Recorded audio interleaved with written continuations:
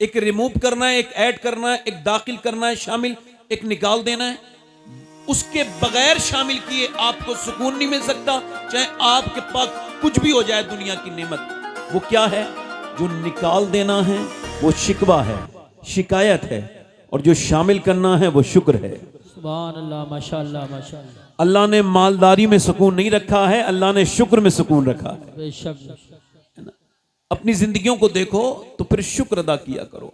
हजरत सादी शिराजी कहते हैं, मैं गुजर के जा रहा हूं तो मेरे पांव के जूते तो फिर पुराने हो गए थे शिराज में, तो पांव के जूते टूट गए। चलते चलते चलते मेरे पांव में आबले छाले पड़ गए फुप्पो के, और वो फिर वो फूट भी गए, उसमें जख्म बने। मैंने दुआ की, ऐ अल्लाह अपने सादी को इतना तो दे दे कि वो जूते खरीद सके। कहते हैं अगले मोड़ पे मुड़ा हूं तो एक बंदा देखा, उसके दोनों पांव नहीं थे। मैं सजदे में गिर गया, मैंने कहा मालिक मुझे माफ कर दे, मेरे पास पांव तो हैं, उसके पास तो पांव ही नहीं है। अल्लाह अकबर अल्लाह।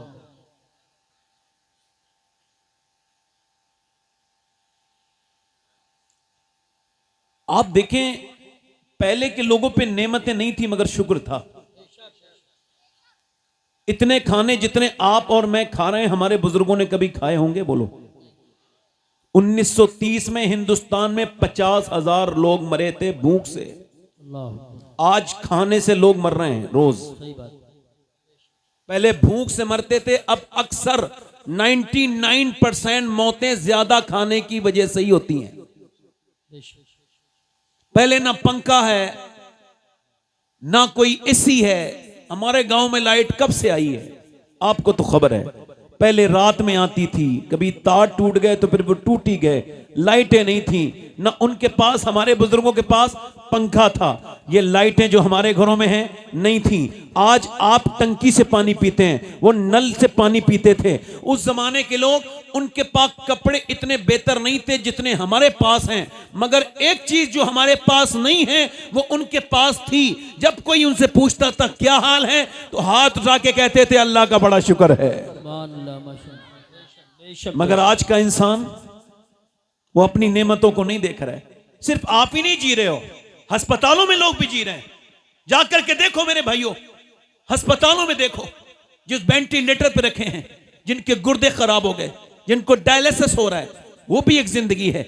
जाओ दिल्ली एम्स में देखो, जाओ दिल्ली दूसरे हॉस्पिटल में देखो, मुरादाबाद में देखो, जाकर के लखनऊ के पीजीआई में देखो, किसी को कैंसर डॉक्टर ने लिख के दे दिया है तो बड़ी दौलत है। मैं 4 अक्टूबर को गया था हैदराबाद, तो वहां एक साहब बोले वो आपसे मिलना चाहते हैं, एक साहब आपकी तकलीफ सुनते हैं। मैं कहा मेरे पास वक्त नहीं है। वो कहने लगे वो बड़े परेशान हैं आपसे मिलने के लिए। मैं कहा मेरे पास वक्त नहीं, मुझे जाना है। कहने लगे नहीं वो सैयद साहब चले, बीमार हैं। तो चूंकि बीमार को देखने जाना सुन्नत है, अब ये बात अलग है कि हम अब बीमार भी उसको ही देखते हैं, बल्कि अब तो लोग सलाम भी उसे ही करते हैं जिससे पहचानते हैं। जी जी जी जी, सही बात।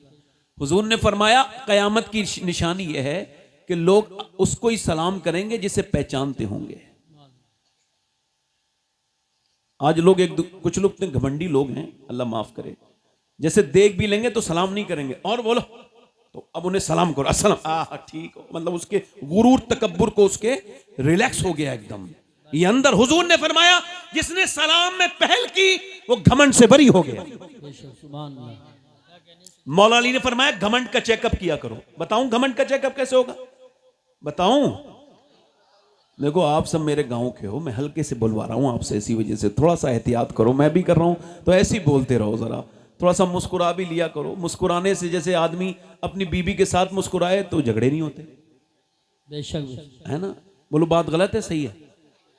अपने दोस्तों के साथ मुस्कुराए तो बाखलाक कहलाता है। अच्छा ये फिल्टर वाले मोबाइल खरीद रहे हैं नौजवान आजकल, मोटी नाक छोटी हो जाएगी, पहचानोगे नहीं। मोबाइल में जो मैं हूं यानी उसको भी खुद पता है मैं ऐसा नहीं हूं, मगर चूंकि दिल के खुश रखने को गालिब ये ख्याल अच्छा है, वो मोबाइल में अपनी नाक को छोटी करना, वो मोटी आंखें, वो सब फिल्टर। औरतें लाखों करोड़ों रुपया खर्च होते हैं, अरबों डॉलर खर्च होता है इस पर, ये कि औरतें खूबसूरत हो जाएं, कॉस्मेटिक पर, क्रीम पर, पाउडर पर, फेस वॉश पर। मगर ऑक्सफोर्ड यूनिवर्सिटी कहती है कोई भी, ऑक्सफोर्ड दुनिया की सबसे बड़ी यूनिवर्सिटी, वो कहती है कोई भी चेहरे को ग्लो नहीं पैदा कर सकती, कोई क्रीम, कोई साबुन, कोई फेस वॉश का। फिर कह लगे इंसान के चेहरे में 126 रगें हैं, मसल्स हैं, ये तभी एक्टिव होती हैं जब बंदा मुस्कुराता है, और ये मेरे हुजूर की प्यारी सुन्नत है। बेशक सुभान अल्लाह, सुभान अल्लाह, जल्दी बोलो भाई। सुभान अल्लाह। मैं कहीं और जाता हूं ना, मेरी तकरीर सुन लेना, मैं कहीं और जाता हूं तो कहता हूं हमारे गांव में जब कोई सुभान अल्लाह कहता है तो अल्लाह उसको 90 नेकियां अता करता है। सुभान अल्लाह, माशा तो क्या अब वो हिसाब नहीं चल रहा है क्या? सुभान अल्लाह। आपको क्या लग रहा है सुभान अल्लाह कहने से कोई कमी आ जाएगी इज्जत में? अरे अल्लाह का जिक्र तुम यहां कर रहे हो, तुम चले जाओगे आप भूल जाओगे। अल्लाह के जिक्र का यही तो फायदा है। अल्लाह के रसूल फरमाते हैं जमीन का एक हिस्सा दूसरे हिस्से पे फक्र करता है, प्राउड फील करता है कि मेरे ऊपर कल एक ऐसा बंदा गुजरा था जिसने अल्लाह को याद किया था या बैठा था। कभी अपनी बाइक रोक के जंगल में नमाज पढ़ो, कभी कार रोक के नमाज पढ़ो, तुम भूल जाओगे मगर वो जगह तुमको नहीं भूलेगी। कयामत के दिन कहेगी मालिक इसे माफ कर दे, इसने वहां पे नमाज पढ़ी थी। ये वो वक्त है मेरे दोस्त, मेरे भाई, अपनी जिंदगी में अब लेकर के आओ कि जगहों को गवाह बनाकर। हुजूर मुफ्ती आजम आलम रहमतुल्लाह अलैह ये वहां पर कचभुज के जंगल में जा रहे थे तो इनके जो गाड़ी थी वो आपकी भटक गई। तो लोगों ने पूछा हुजूर हम क्या करें, गाड़ी हमारी भटक गई है। फरमाया मैं दुनिया में भटकने के लिए पैदा नहीं हुआ। फिर मेरे नसीब में लिखा था इस जंगल को गवाह बना के अल्लाह का जिक्र करना, मैं वही कर रहा हूं। नारे तकबीर, नारे रिसालत। मुस्कुरा के जरा बोलो सुभान अल्लाह। कुछ लोग मुस्कुराया, देखो मुस्कुराओ, वो जो लोग मुस्कुराते हैं ना उनके पास मेले लग जाते हैं। कभी मैं गांव में निकलता हूं, कभी खड़ा हो जाता हूं तो एकदम भीड़ लग जाती है। क्यों? चूंकि मैं मुस्कुराता हूं। मुझे पता है ये मेरे प्यारे हुजूर की सुन्नत है। जो मुस्कुराना नहीं सीखा वो दीन क्या सीखा है? कुछ भी नहीं सीखा। मुस्कुराना वो सुन्नत है। अनस इब्न मालिक कहते हैं एक आदमी आया, आकर के परेशान था, हुजूर की चादर इतनी जोर से खींची पीछे से कि सरकार की गर्दन पे निशान हो गया। यार ये कितनी बड़ी बात है। वो दोनों आलम के मालिक को मुख्तार, और अब अगर हमें कोई खींचेगा तो हम कैसे देखेंगे? एकदम पलट के और एकदम गुस्सा आ जाएगा। मगर वो फरमाते हैं हुजूर ने उसकी तरफ देखा तो मुस्कुरा के देखा, मुस्कुरा के देखा। जरा बोलो तो मजा लो इस हदीस का। हुजूर ने मुस्कुरा के देखा और कहा कैसे आए हो? देहाती आदमी था, बातचीत करना नहीं जानता था। रो के बोला मेरे बच्चे भूखे हैं, मैंने सुना है आपके पास कोई अगर भूखा आ जाए तो आप उसको खाली नहीं भेजते। हुजूर ने फरमाया दोनों पहाड़ों के दरमियान जितने मवेशी हैं, जितनी बकरियां हैं, सब तेरी हैं, जा ले जा। मेरा इमाम कहता है मेरे करीम से अगर कतरा किसी ने मांगा दरिया बहा दिए हैं, दुर्बे बहा दिए। सुभान अल्लाह, माशाअल्लाह, माशाअल्लाह।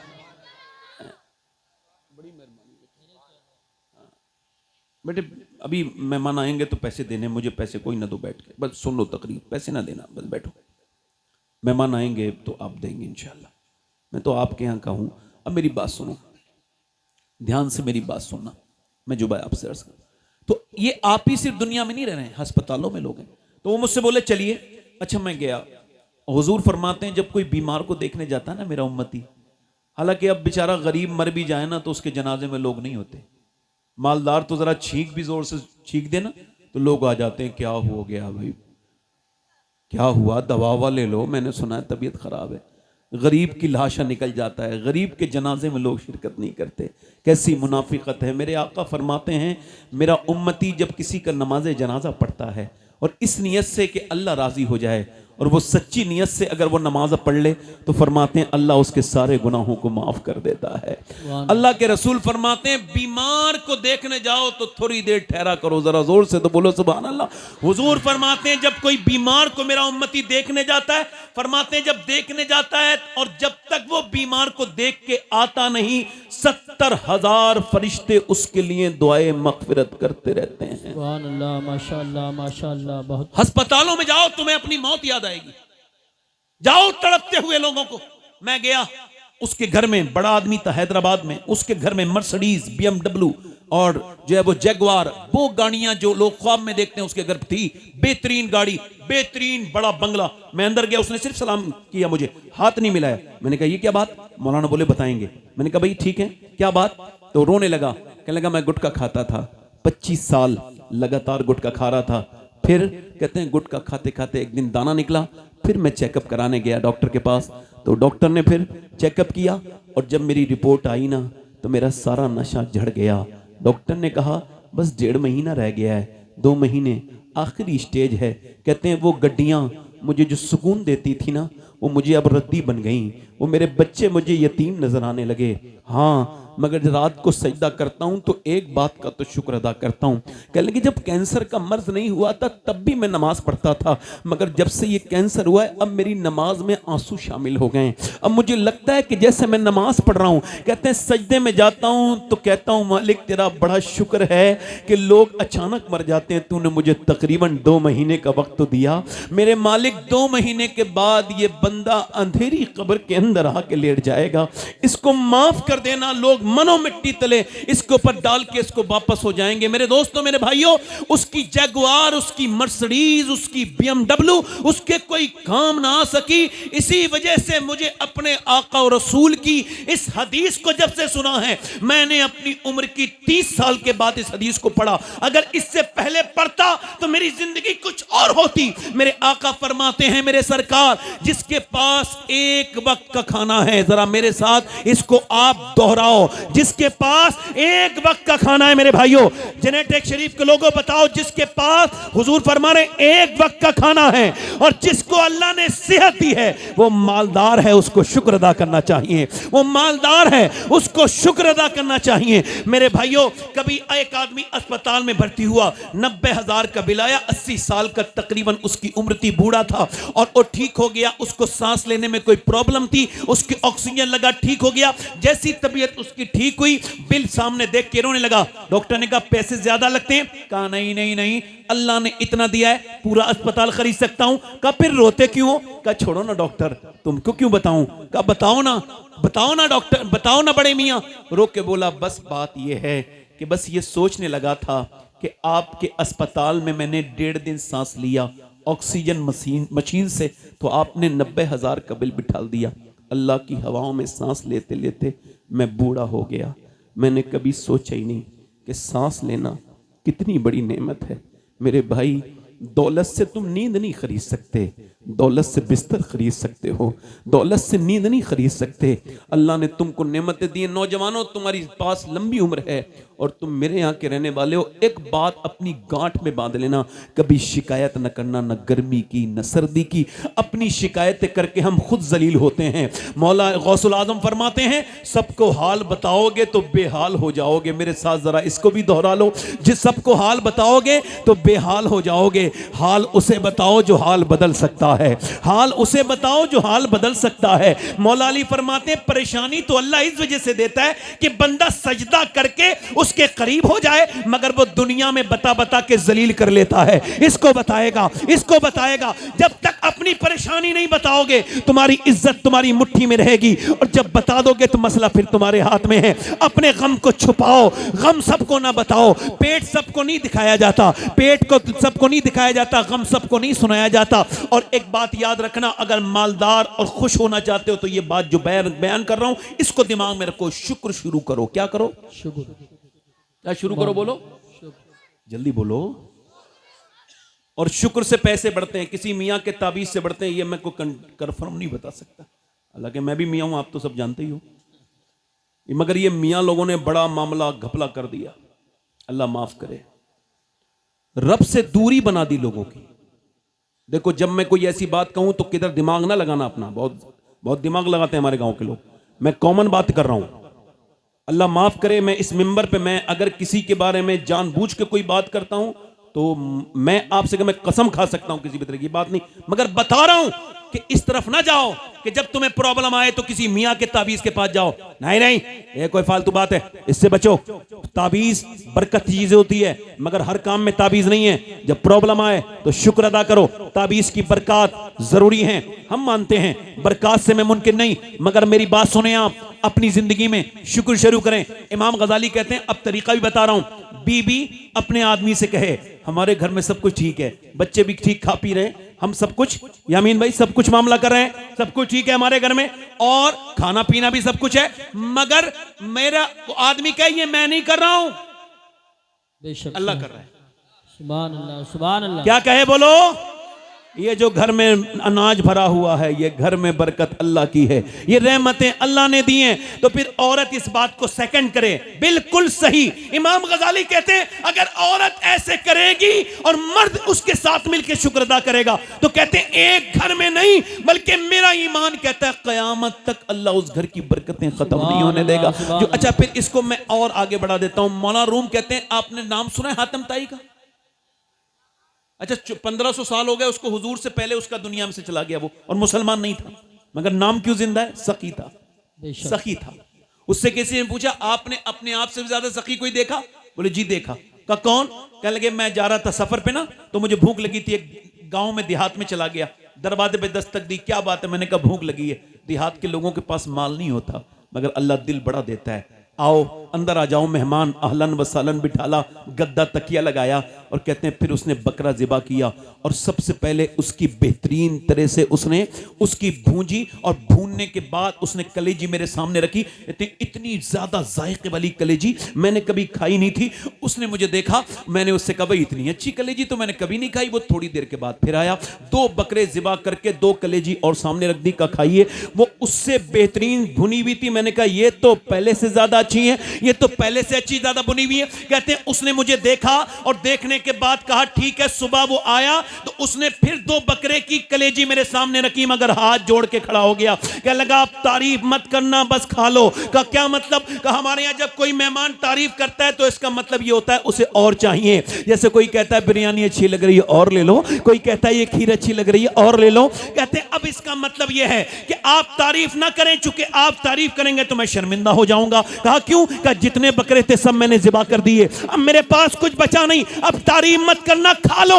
मौलाना रूम कहते हैं इसका मतलब साफ है, इंसान की तारीफ करे तो इंसान का दिल भी करता है और दे और दे, मगर इंसान एक दिन कहता है बस भाई हो गया, मेरे पास अब नहीं है। मगर अल्लाह के खजानों में कोई कमी नहीं है, तुम उसका शुक्र अदा करते जाओगे, वो तुम्हें नवाजता चला जाएगा। लाइन शकरतुम लाज़ीदन्नकुम, तुम शुक्र करो वो नेमतें बढ़ाता चला जाएगा। सुभान अल्लाह। नारे तकबीर, नारे रिसालत, नारे हैदरी, नारे गौसियत, मसलके आला हजरत, फैज़ान आला हजरत, अज़मत मुस्तफ़ा कॉन्फ्रेंस, हजरत अल्लामा सैयद शबाहत मियां साहब क़िबला।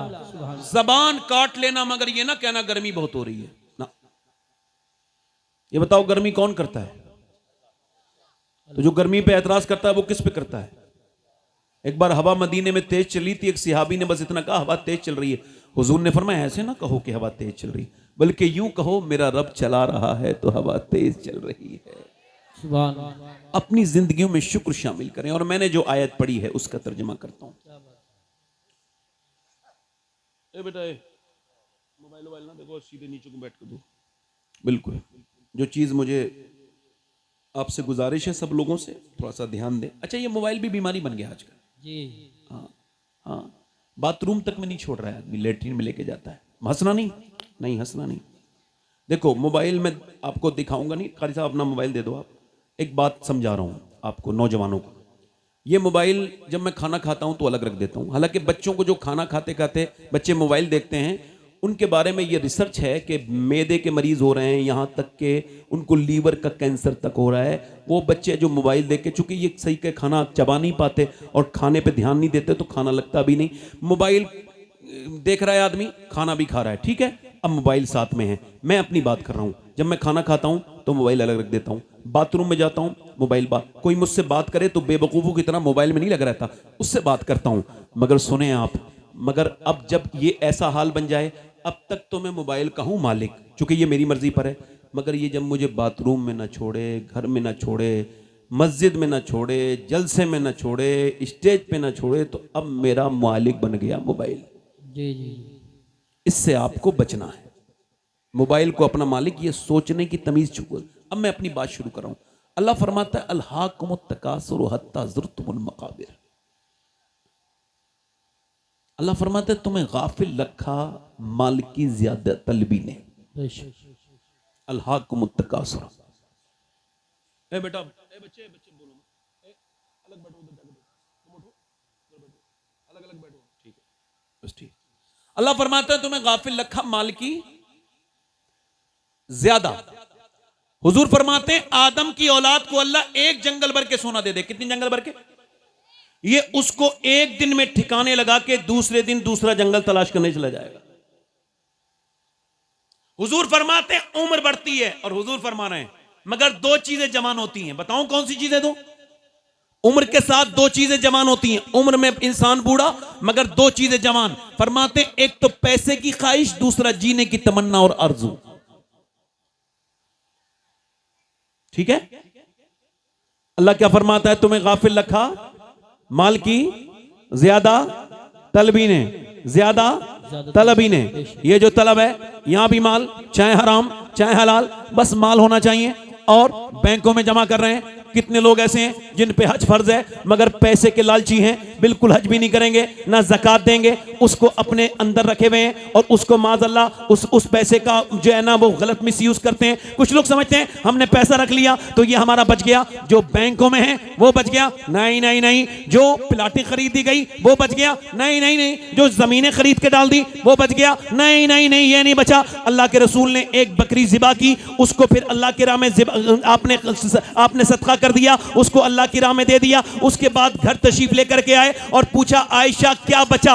तो उन्होंने अर्ज की या रसूल अल्लाह ये 5-6 बोटी बची हैं। फरमाया ये नहीं बचा, बचा वो है जो अल्लाह की राह में चला गया। सुभान अल्लाह, सुभान अल्लाह। बेशक बेशक। अब कुछ लोग ये समझते हैं ना मैं मस्जिद को दूंगा, नहीं मदरसे को नहीं दूंगा, मगर जब शादी होगी तब देखना मेरे पास कितना कम पैसा है।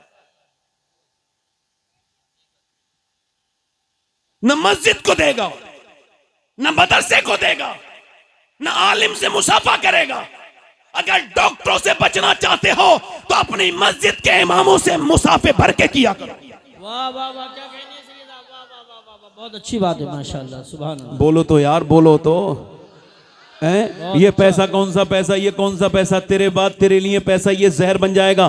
तूने पैसा कमाया। अब अल्लाह फरमाता है अल्हाकुमुत तकासुर हत्ता ज़ुरतुमुल मकाबिर, तुम्हें गाफिल रखा माल की ज्यादा तलबी ने, हत्ता ज़ुरतुमुल मकाबिर, यहां तक कि तुमने कब्रों के मुंह देख लिए। कहां चले गए? बोलो। कब्रों के मुंह देख लिए, यहां तक कि तुमने कब्रों के मुंह देख लिए, यानी कब्रों में चले गए। अब वो आगे बात करता है, आगे इरशाद फरमाता है, अल्लाह फरमाता है कल्ला सौफ़ तालमून सुम्मा कल्ला सौफ़ तालमून, फरमाता है कि हाँ हाँ जान जाओगे, हाँ हाँ जल्द जान जाओगे। फिर फरमाता है सुम्मा कल्ला सौफ़ तालमून, फिर हाँ हाँ जल्द जान जाओगे। यानी बात एक ही है। और देखो 2 बार कह रहा है, इधर कान खोल के मेरी तरफ देखो, अल्लाह कितनी मर्तबा कह रहा है? 2 बार। बात एक ही है मगर 2 बार। कल्ला सौफ़ तालमून सुम्मा कल्ला सौफ़ तालमून, हाँ हाँ जान जाओगे। फिर कहता है सुम्मा कल्ला सौफ़ तालमून, सुम्मा का मतलब है फिर, यानी मैं इसको ऐसे समझ लीजिए, मैं तुमको बता रहा हूं फिर बता रहा हूं, समझे? फिर बता रहा हूं। अल्लाह फरमाता है कल्ला सौफ़ तालमून सुम्मा कल्ला सौफ़ तालमून। मौला अली से पूछा अल्लाह ने 2 मर्तबा एक ही बात को क्यों इरशाद फरमाया? तो मौला अली ने फरमाया एक बार माल का हिसाब कब्र में देना पड़ेगा, फिर दूसरा हश्र में देना पड़ेगा। क्या बात है, सुभान अल्लाह, सुभान अल्लाह। जवाब नहीं, बहुत अच्छा। एक बार जल्दी बोलो, इधर बोलो, जल्दी बोलो। अब आप ये भूल जाओ मैं आपके गांव का हूं, आप समझो मैं तकरीर करने वाला हूं, बस आपसे मेरा अभी रिश्ता यही है। बस जरा जोर से बोलो सुभान अल्लाह। भूल जाओ कि मैं कहां रहता हूं, मैं कौन हूं, मगर मेरी तरफ देखो, गौर करो, मेरी तरफ देखो, गौर करो। अल्लाह फरमाता है कल्ला सौफ़ तालमून सुम्मा कल्ला सौफ़, हाँ हाँ जान जाओगे, इंसान ऐसे छोड़ा नहीं जाएगा। तुम क्या समझते हो? अब अच्छा आप मुझे बताओ, मैं आपसे पूछना चाहता हूं, हो सकता है ये मेरी जिंदगी की आखिरी तकरीर हो? अल्लाह अल्लाह, कोई इसमें कोई बात तो नहीं कोई बात नहीं है ना? हो सकता है। हुजूर फरमाते हैं हर नमाज को आखिरी पढ़ो, और गौसुल आजम फरमाते हैं अगर आखिरी समझ के ना पढ़ोगे ना तो मुर्गे की तरह ठोंगे मारोगे। जी बेशक। कुछ लोग ऐसे हैं बेचारे पूरी जिंदगी नमाज पढ़ने गए, अभी बीबी से बात करने का सलीका नहीं सीखे, इमाम उनसे नाराज, और दूसरों का नमाज नहीं पढ़ने देंगे। किसी का हाथ देखेंगे, किसी का पैर देखेंगे। कुछ तो इतने खूसट बूढ़े होते हैं, जब ये कहीं के नहीं रहते हैं तो मस्जिद में जाके खुराफात करते हैं। मैं किसी को कह नहीं रहा हूं, जो ऐसा करता है उसे कह रहा हूं। जायज बात। कोई बच्चे मस्जिद में आ जाएं तो मारते तोड़ते हैं उन्हें। बिल्कुल। यही तो है भोंडे लोग, ये जहां जाएं। अब सुनो मेरी बात, गौर करो। आपसे मैं कह रहा हूं, मेरी बात ध्यान दें, आप गौर करें। हो सकता है ये मेरी जिंदगी की आखिरी तकरीर हो। बोलो, कह दो, हाँ कह दो, हाँ कह दो। हो सकता है। अगर ऐसा हो सकता है तो ऐसा भी हो सकता है मेरे भाइयों कि यहां कोई बंदा आखिरी तकरीर सुनने आया हो। जी बेशक। हो सकता है ना? बड़ी नसीहत। हो सकता है। अच्छा, कभी देखा है तुमने जनरेटर शरीफ में आपने कोई बेनमाजी जब मरने वाला था तो फरिश्ता आया था उसके पास और कहा कि भाई बेनमाजी हो जहन्नम में जाओगे वरना तौबा कर लो? कभी कहा? नहीं। कभी कहा? बोलो, कभी कहा? किसी बेनमाजी से हुजूर फरमाते हैं बेनमाजी जब मरेगा इतनी प्यास लगेगी, इतनी प्यास लगेगी कि 7 समंदरों का पानी भी पी ले तब भी उसकी प्यास नहीं बुझ सकती। 7 समंदरों का पानी पी ले और वो दुनिया से जब जाएगा तो जलील होके मरेगा, जलील होके मरेगा, जलील होके मरेगा।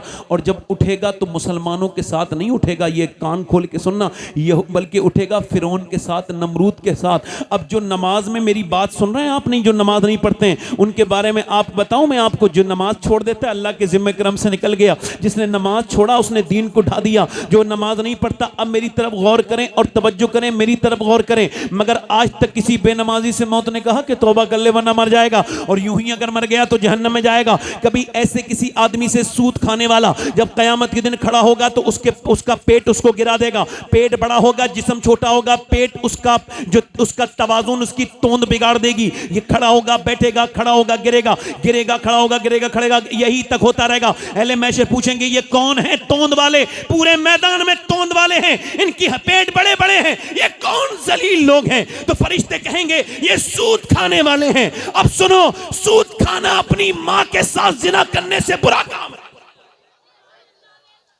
मगर आज तक किसी ने कहा, मौत ने कभी कहा मौत सूद खाने वाले से तौबा कर ले?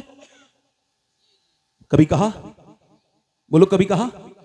किसी ऐसे आदमी से जो अपनी मां के साथ बदतमीजी करता है, अपने बाप से साथ बदतमीजी करता है, जो बाप से जबान लड़ाता है, उससे कभी मौत ने कहा, बताओ जरा दिल पे हाथ रख के मुझे, मौत ने कभी कहा तौबा कर ले वरना इसी हाल में मर गया तो जहन्नम के निचले हिस्से में दाखिल होगा? कभी कहा? बोलो, कभी देखा किसी बदनिगाही करने वाले को, किसी गाली देने वाले को, किसी को कि वो मौत से पहले बदला हो? ऐसा देखा? उसको किसी ने 2 दिन पहले फरिश्ते ने आके कहा नहीं नहीं नहीं, कभी देखा? अब सुनो, हो सकता है मेरी पूरी तकरीब भूल जाना, मगर अपने मोबाइलों के स्टेटस पर ये स्टोरी लगाना जो गौसुल आजम की स्टोरी है, ये फरमान लगाना जो गौसुल आजम का फरमान है। फिर मेरे साथ दोहराना है सबको। गौसुल आजम फरमाते हैं मौत तुझे हाल बदलने नहीं देगी। जरा मेरे साथ दोहराओ, मौत तुझे हाल बदलने, खड़े हुए लोग भी बोले मौत तुझे हाल बदलने, जिस हाल में मरना चाहता है उसी में जीना शुरू कर दे। नहीं समझे, नहीं समझे, नहीं समझे, जिस हाल में।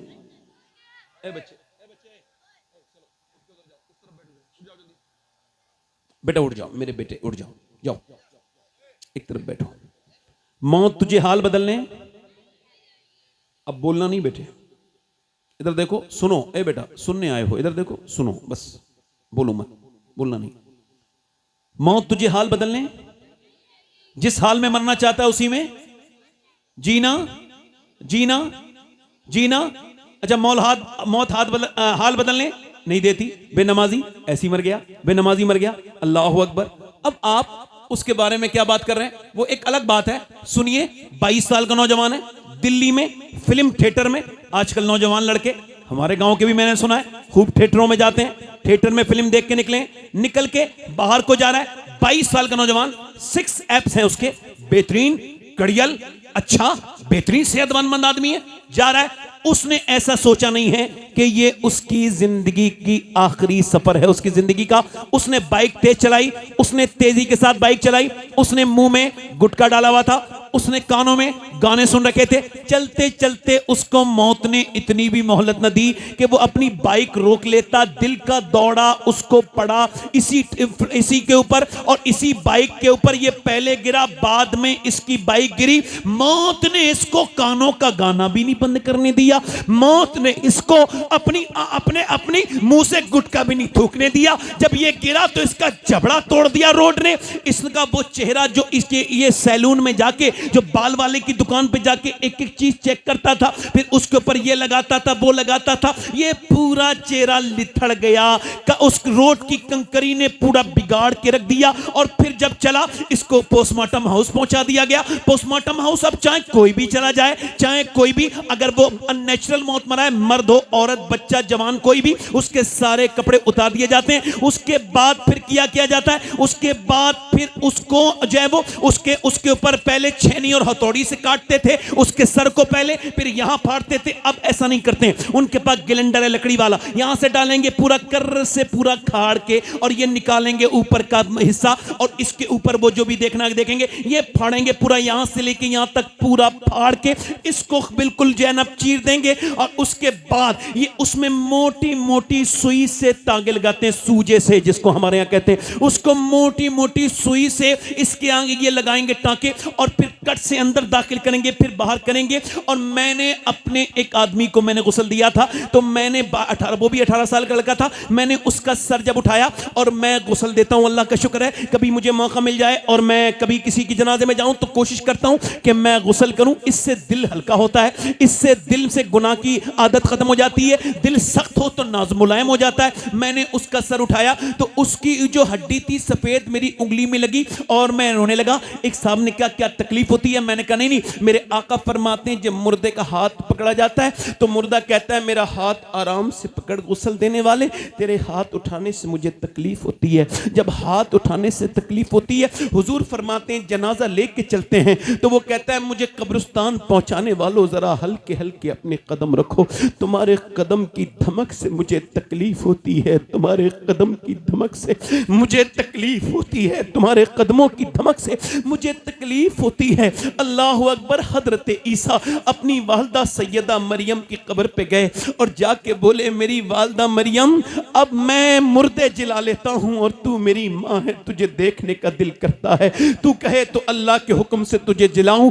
अंदर से आवाज आई ना ना ना मेरे बेटे ईसा, मेरी जब रूह निकली थी मुझे इतनी तकलीफ हुई थी जिसका एहसास मुझे अभी तक हो रहा है। हजरत सैयदना अबू हुरैरा कोई जरा सा पढ़ लिख गया तो उसके अंदर से ये खौफ मौत का चला गया। हालांकि मेरे आका करीम के सहाबा इकराम रोते थे मौत को याद करके। हर बरा इब्ने आजिब कहते हैं अल्लाह के रसूल एक कब्रिस्तान में गए, कब्र तैयार होने में थोड़ी देर थी, हुजूर के आंसू टप टप टप टप टप इतने गिरे कि वो जगह भीग गई। फिर फरमाया सबको तुमको इसी रास्ते से गुजरना है, मौत को ना भूलना मेरे सहाबा। ओ मेरे दोस्तों, मेरे भाइयों, जरा कान खोलो और मेरी तरफ देखो। ये जो तकरीर कर रहा है एक दिन इसको भी ऐसे ही मर जाना है जैसे इसके बुजुर्ग दुनिया से चले गए, और तुम सब, हम सब, ये सब दुनिया से चले जाएंगे। मौत किसी को नहीं छोड़ेगी, ना अमीर को छोड़े, ना गरीब को छोड़े, ना बादशाह को छोड़े, ना फकीर को छोड़े, ना आलिम को छोड़े, ना जाहिल को छोड़े, ना मुत्तकी को छोड़े, ना परहेजगार को छोड़े, ना मुरीद को छोड़े, ना पीर को छोड़े, ना शहंशाह को छोड़े, ना विधायक को छोड़े, ना मंत्री को छोड़े, ना किसी प्रधानमंत्री को छोड़े। मौत ने ना किसी को छोड़ा है, ना किसी को छोड़ेगी। ना किसरा को छोड़ा, ना किसी सिकंदर को छोड़ा, ना दारा को छोड़ा। अजल ने ही किसरा ना छोड़ा ना दारा, इससे सिकंदर सफाते भी हारा। जगाजी लगाने की दुनिया नहीं है, ये इबरत की जा है, तमाशा नहीं है। मेरे भाई, मेरे दोस्त, इधर देख, मैं आपसे गुजारिश कर रहा हूं, मैं इस वजह से रो रहा हूं। मेरे भाई, मैंने उससे कहा कि मैं दिन रात सफर में रहता हूं, अपने मालिक से दुआ करता हूं, मालिक मुझे पोस्टमार्टम वाली मौत से बचा लेना मेरे करीम। वो पोस्टमार्टम वाली मौत से बचाकर अपने महबूब के मदीने में मौत अता करना, अपने महबूब के जलवों के तले, अपने महबूब के सदके से बस गुंबदे खजरा के आसपास कहीं मौत अता करना। मेरे मालिक उस मौत से बचाना जिसमें तेरी नाराजगी हो, उस मौत से बचाना जिसमें तू नाराज हो, वो मौत देना जिससे तू राजी हो जाए। आपको मौत में दिलचस्पी नहीं है, ये करीब में स्कूल वाला कब्रिस्तान है, इसमें हर तरह का मुर्दा है। 18 साल का मौजूद हैगा, 20 साल का मुर्दा मौजूद होगा, तुम गौर करोगे तो 25 साल का भी होगा, तुम गौर करोगे तो 30 साल का भी होगा। तुमको दिलचस्पी क्यों नहीं है मौत में? मुझे बताओ जरा, तुम क्यों मौत के बारे में नहीं सोचते? जबकि 25 साल के भी कब्र है, ये हर हर उम्र का आदमी जो दफन है कब्रिस्तान में, ये पूरी दुनिया के ये ऐलान है कि जब वो न बचे तो तुम भी नहीं बचोगे, कोई नहीं बचेगा। बड़े बड़े शहंशाहों को मौत आ गई मेरे दोस्तों मेरे भाइयों, उसका जनाजा वहां से उठा, उसको उन्होंने गुस्ल करके काली पन्नी में लपेट के दे दिया। 22 साल की मैयत जब आती है तो दिल पे क्या गुजरती है। जब माँ ने देखा, हाय मेरा लाल, हाय मेरा बेटा, माँ के हालात बिगड़े हैं। बहन कहती है मेरा वीर, मेरे भाई। अब बाप कहता है मेरी कमर टूट गई, मेरा अकेला बेटा। मगर मियाँ सबके दिल के हाल एक जैसे नहीं होते। चलो चलो दुकानें बंद हैं, दफन करो, टाइम हो गया। तू किस दुनिया से दिल लगाया है, ये 10 मिनट तेरे बाद तुझे बर्दाश्त नहीं करेगी। तुझे लेकर के जा रहे हैं, हंगामे हुए। और कितने हंगामे होंगे जो तुम नमाजों की तरफ आओगे, और कितने हंगामे होंगे जो तुम अपने रब से डरोगे। लिखो मुसलमानों, अल्लाह के रसूल के गुलामों, जनाजा उसका उठा और शोर मचा, मगर कोई उसके साथ दफन नहीं हुआ, उसे अकेला दफन किया गया। दफन करने के बाद अल्लाह अकबर, इधर देखो एक बड़े जमींदार की कब्र खुदी। जैसी कब्र खुदी, अंदर बिच्छू थे। उन्होंने क्या किया, कब्र बंद कर दी, दूसरी कब्र खोदी, फिर वहां भी बिच्छू, तीसरी कब्र खोदी, वहां भी बिच्छू। उलमा से राब्ता किया, उन्होंने कहा और एक जगह खोज के देखो। तो जब और खोदी तो वो भी बिच्छू। कहने लगे अब ये बिच्छू दुनिया में जहां भी कब्र खोदोगे मिलेंगे। ये बिच्छू नहीं है, कब्र का अजाब है, ये पहले ही शुरू हो गया है इस जमींदार के गुनाहों की दिखाने की वजह से कि ये आज पकड़ा गया है, आज कोई राह फरार नहीं है। इन्हीं बिच्छुओं में इसको डाल दिया जाएगा। अल्लाहु अकबर। हज़रत ज़ैद बिन साबित बयान करते हैं, हदीस शरीफ, बुखारी शरीफ की हदीस है, वो मुस्लिम शरीफ की हदीस है। ज़ैद बिन साबित कहते हैं अल्लाह के रसूल कबीले बनी नज्जार की तरफ गए और फिर आपकी ऊँटनी डिसबैलेंस होने लगी। हुजूर की आंखों में आंसू आए। हमने अर्ज की हुजूर ये बिदअत क्यों रही है ऊँटनी आपकी, और आपकी आंखों में आंसू के। फरमाया वो कब्रिस्तान है, कब्र वालों पे अजाब हो रहा है, मेरी ऊँटनी उसकी आवाज सुन के रोगे बिदक रही है। फरमाते हैं अगर मुझे डर ना होता कि तुम कब्र में अपने मुर्दे दफन करना बंद कर दोगे तो मैं तुम्हें दिखाता कि कब्र का अजाब क्या होता है, दिखाता कि कब्र का अजाब क्या होता है। उसको दफन कर दिया गया, उसको लोग दफन करके लौट गए, कोई नहीं रुकता, न भाई रुके। वो कहता है, हुजूर फरमाते हैं जब दफन होता है तो कहता है मेरे दोस्तों थोड़ी देर तो रुक जाओ। मेरे दोस्तों कितनी रातें मैंने तुम्हारे साथ गुजारी, थोड़ी देर, मगर तुमने देखा नहीं, तुम फातिहा पढ़ने के लिए भी कुछ लोग नहीं रुकते। बोलो बात सही है नहीं? आज कब्रिस्तान में मजाक करते देखा है मैंने, लोगों को आपस में दुनियादारी की बातें करते देखा है। अल्लाह अकबर। जिस उम्मत का नबी कब्रिस्तान में आके रोए, उस उम्मत की बातें ठिट्टे लगाना बड़ी बेहूदगी है, बर्बादी का सबब है। इस वजह से थोड़ी जाते हैं लोग आजकल माज़अल्लाह इल्ला माशाअल्लाह के लोग अल्लाह के लिए या उसके सवाब के लिए, नहीं नहीं ये मेरी दफन में गया था, मैं भी गया हूं, ये आजकल चलन बन गया है। अरे मौत को तो दुनियादारी में न कहो, मौत के साथ तो दुनियादारी ना करो, तुम जिसका सुनो चले जाओ। मेरे दोस्तों मेरे भाइयों, उसको दफन कर दिया गया और कोई नहीं रुका। वो कहता है मेरे दोस्तों रुको, कोई नहीं रुका। अल्लाह के रसूल के गुलामों, सवाल मेरे नौजवानों से है कि वो फिल्म देख के मरा था, उसने अपनी उन आंखों से हुजूर को कैसे देखा होगा जिन आंखों से वो गंदी तस्वीर देख के मरा था। अल्लाह अकबर, अल्लाह अकबर। बताओ, इधर देखो, इधर देखो, कल है दीदार का दिन, आज यहाँ आंख बेकार है, क्या होना है। छुप के लोगों से किए, जिसके मेरे नौजवानों को यहूदियों ने इजराइल में बैठे बैठे बर्बाद कर दिया। इंस्टाग्राम इजराइल का, फेसबुक इजराइल का। और आपको बताऊं, ऐसी कोई वीडियो आपके मोबाइल में आज तक चली नहीं जो इल्म में, अल्लाह के इल्म में ना हो, जिसे अल्लाह ने देखा ना हो। कोई छोटी से छोटी वीडियो कोई ऐसी नहीं है, कोई ऐसा रास्ता नहीं था जहां तुम चल रहे थे, तुमने किसी की बेटी को बुरी नज़र से देखा था तो उसने देखा नहीं था।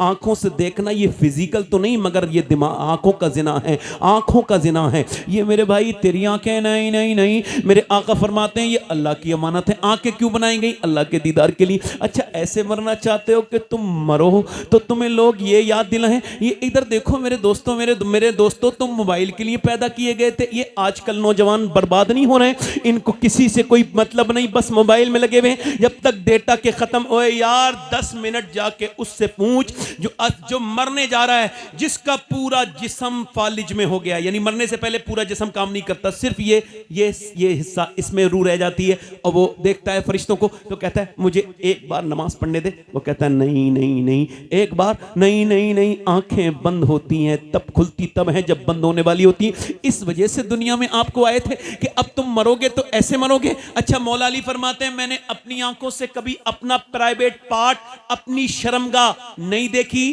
क्यों नहीं देखी? जायज तो है। फरमाते जिन आंखों से हुजूर को देखता था शर्म आती थी। अच्छा ये बताओ जनता शरीफ वालों, सब हुजूर से प्यार करते हो, अगर सरकार यहां आ जाएं तो तुम क्या देख सकते हो, नजर उठा सकते हो? नहीं नहीं नहीं। आला हजरत फरमाते हैं मुजरिम को न शर्माओ अहबाब कफन ढक दो, मुंह देख के क्या होगा पर्दे में भलाई है। नौजवान अगर तूने अपनी आंखों को मजबूत न किया तो तेरी जिंदगी बर्बाद कर देगी ये तेरी आदत। मेरे दोस्त, एक आदमी है हजरत सैयदना इमाम हसन बसरी के पास एक हाफिज कुरान आया और उनका मुरीद था सबसे मजबूत तनाटन, इतना मजबूत हाफिज पूरे बसरा में कोई नहीं था। और जाके कहने लगा हुजूर मैं बर्बाद हो गया। कांपने लगा। और क्या हुआ? ओ हुजूर बर्बाद हो गया। ओ बता तो क्या हुआ? ओ हुजूर बर्बाद हो गया। ओ बता तो। कहने लगा मैं एक लड़की का पीछा कर रहा था, उसने मुझे पलट के देखा, कहा तुझे शर्म नहीं आती? एक तो तू मुसलमान, दूसरा हाफिज कुरान, फिर भी मुझे पलट के देखता है। कहा हुजूर उसके अल्फाज सीने के ऊपर असर कर गए और फिर तब से लेके अब तक मैं पूरा कुरान भूल गया, एक भी आयत मुझे याद नहीं। अभी मेरा कुरान निकला है, कहीं मेरा ईमान न निकल जाए। अरे पढ़े लिखे लोग फेसबुक चलाते हैं मगर कुरान नहीं पढ़ पाते, कुरान नहीं पढ़ पाते। कहीं ऐसा तो नहीं अल्लाह नाराज हो गया है? हमारे घरों में हमारी कोई इज्जत नहीं रही, इस मुल्क में आज हम हर जगह जलील हो रहे हैं। उसकी वजह यही है कि हम वो मुसलमान नहीं रहे जो थे, वो मुसलमान नहीं रहे जो मुसलमान कल थे। वो कोई और थे, हट न सकते थे अगर जंग में अड़ जाते थे। पांव शेरों के भी मैदान से वो ये से वाले मुसलमान नहीं थे। वो ये नहीं थे कि मियां अब इमाम हसन बसरी इतना रोए कि बेहोश हो गए और जब होश आया तो कल लोगों तौबा करो, मैंने जितने लोगों का ईमान छिनते देखा है, यानी बर्बादी, वो वही है जिनकी आंखें खराब थी, जिन्होंने दूसरों की लड़कियों को बुरी नजर से देखा था, जिन्होंने दूसरों की बहनों को बुरी नजर से देखा था। एक सवाल आपसे यह है, कैसे मरना चाहते हो? ऐसे कि लोग तुम्हें कलमा याद दिलाएं फिर भी तुमने रूह निकलते देखी कुछ लोगों की? मैंने सुना है, आपने भी सुना, हमने बचपन से सुना है, फलां का दम नहीं निकल रहा है। सुना है? दम नहीं, क्यों नहीं निकल रहा है? रूह नहीं निकल रही है। लोग कह रहे कलमा पढ़, उसे कुछ याद ही नहीं है। ऐसी मौत न मरो कि तुम मरते वक्त तुम्हें लोग कलमा भी याद दिलाएं तो तुम उल्टी सीधी बात करो उससे। क्या बात? ऐसी कहते हैं लोग, और इस वजह से कहते हैं ज्यादा मत कहो कलमा, ज्यादा कलमे को ना कहो। उलमा कहते हैं ज्यादा ना कहो, क्यों? क्योंकि क्या पता उल्टी सीधी बात कह दे। बिल्कुल। अच्छा, ऐसा कि कलमा तुम्हें लोग, ऐसा कलमा ऐसा ना मरो कि तुम्हें लोग कलमा याद दिलाएं, नहीं नहीं नहीं नहीं, बल्कि ऐसे मरो कि तुम दुनिया से जा रहे हो तो दुनिया वालों को कलमा याद दिला के चले जाओ। इतना कलमा पढ़ो। हमारे ताया जिनका ये मजार है, हकीम अहमद शाह रहमतुल्लाह अलैह, अहमद अली शाह रहमतुल्लाह अलैह, वो कहते थे जबान से ही तो काम करते हो, मगर अब हाथ से ही तो काम करते हो, मगर जबान से कलमा पढ़ा करो और इतना पढ़ो कि तुम खामोश हो जाओ तो तुम्हारा दिल कलमा पढ़ने लगे। अल्लाह उनकी कब्र पे रहमत की बारिश करे, अल्लाह उनकी मगफिरत फरमाए। आप तो सब ये बड़े बड़े लोग जानते हैं, नए लोगों को नहीं पता होगा। अब बड़े नेक इंसान थे मेरे ताया, अल्लाह उनके बख्शे। ये बात इस वजह से कह रहा हूं कि मैंने इतना कुरान पढ़ता हुआ आज तक किसी आदमी को नहीं देखा जितना मैंने उन्हें कुरान पढ़ता हुआ देखा है। 6-7 सिपारे रोज पढ़ते थे और वो कहते थे मेरे लाल, आज उनकी ये मजार करीब में है तो ये बात कह रहा हूं, वो कहते थे मेरे बेटे जिस खानदान से कुरान निकले वो कुरान घर बर्बाद हो जाए। बेशक बेशक। अल्लाह कारी मोहम्मद अली फैजी साहब आ रहे हैं, बड़ी खामोशी के साथ, आप खड़े नहीं होंगे। जी जी। नारे तकबीर। अच्छा, ये आ भी रहे हैं, आपको खुश गौसियत मसलक आला हजरत हजरत कारी मोहम्मद अली साहब को फैजी बराओ शरीफ। ए भाई, ए इधर कौन भी, इधर दिखाना, इधर देखो, बैठो वहीं, बैठ जाओ मेरे बेटे, बैठ जाओ। अच्छे इंसान हो ना, बैठ जाओ मेरे बेटे, बैठ जाओ। अच्छे इंसान हो, अच्छे लोग ऐसी बात नहीं करते बेटे। मैं कोई गलत बात कर रहा हूं? कोई बात भी नहीं लग गई मेरी क्या? हैं? अच्छा ठीक है, जाओ जाओ जाओ जाओ, आ जाना। नाम बता के जाओ, क्या नाम है? हैं? अब्बा का नाम भी बताओ। इरशाद। चलो ठीक है, जाओ।